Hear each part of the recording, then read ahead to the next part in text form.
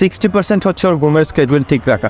আচ্ছা ওয়ার্কআউট হচ্ছে একটা ছোট পার্ট, বড় পার্টগুলোর ভিতরে হচ্ছে আপনার ঘুম আর নিউট্রিশন। আচ্ছা আপনার ওয়ার্কআউট থেকে এগুলো অ্যাকচুয়ালি বেশি ইম্পর্টেন্ট।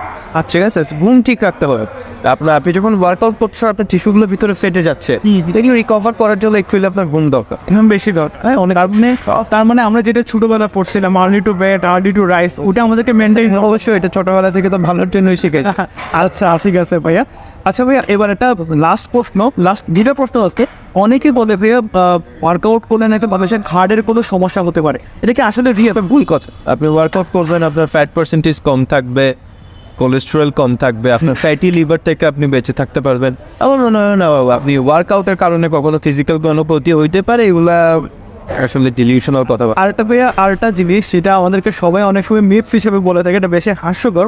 সেটা হচ্ছে অনেকে বলেন নাকি ওয়ার্কআউট করলে নাকি পুরুষাঙ্গজনিত বিভিন্ন ধরনের সমস্যা। না, এটা আসলে ইম্পসিবল। আপনি ওয়ার্কআউট করবেন, আপনার টেস্টোস্টেরন লেভেল বাড়বে, ডেফিনেটলি বাড়বে। আপনি বাসায় বসে আছেন, হ্যাঁ সন্ধ্যার পর টিভি চালায় বসে আছেন, টক শো দেখতেছেন, ঘুরে এত বড় হয়ে গেছে, কোনো ফিটনেস নাই। ওই মানুষটার থেকে অবশ্যই যে মানুষটা আসতেছে 20 মিনিট দৌড়াচ্ছে, 10 মিনিট ওয়েট লিফটিং করতেছে, ডেফিনেটলি ওর সেক্সুয়াল হেলথ বেটার থাকবে।